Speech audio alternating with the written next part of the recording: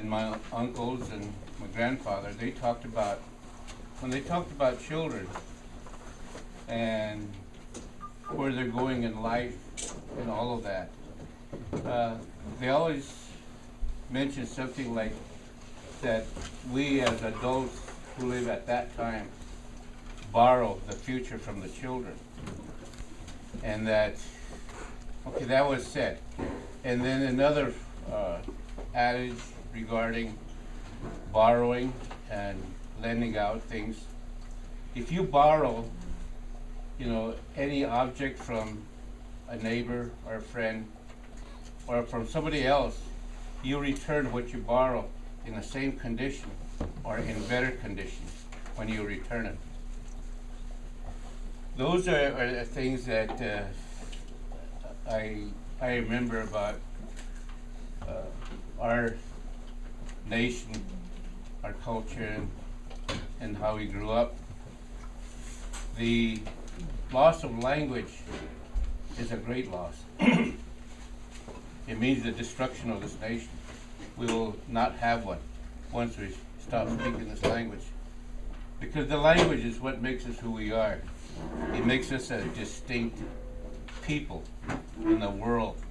That our culture is not like any other culture. Our language is not spoken by any other nation. So we are identified as Lakota by the language that we speak. Unfortunately, it's in the past 30 years, we are beginning to lose that language.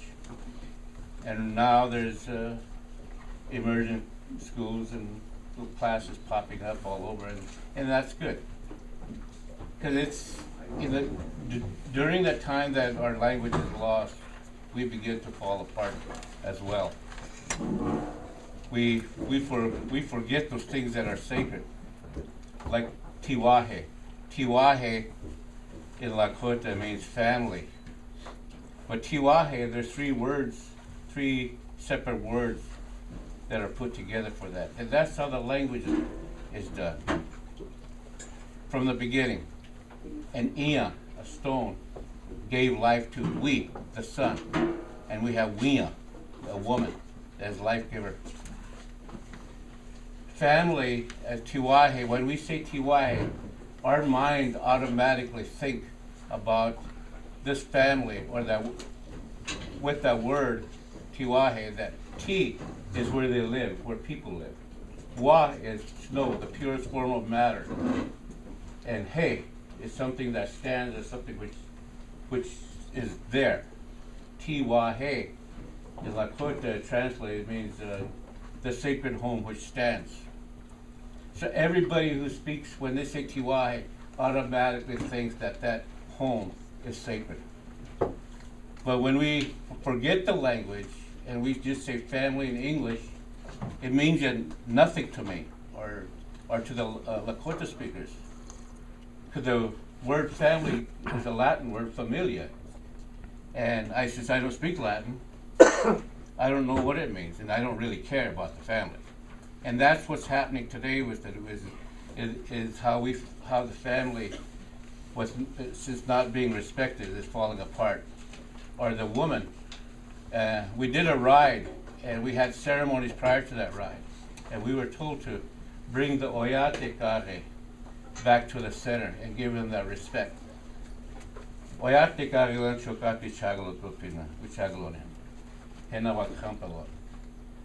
That's what the Spirit said, and translate that roughly means bring the people maker back to the center and show them their respect. They're talking about mothers, women, as people makers. They're the mothers of our nation. And we forget at that time, and still do. And family violence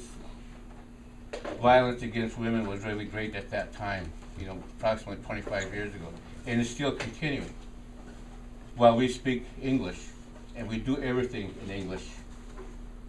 When we first heard about this, and my background, I studied rural development and economic development. So whenever I hear economic development, I think about economics, what it basically means.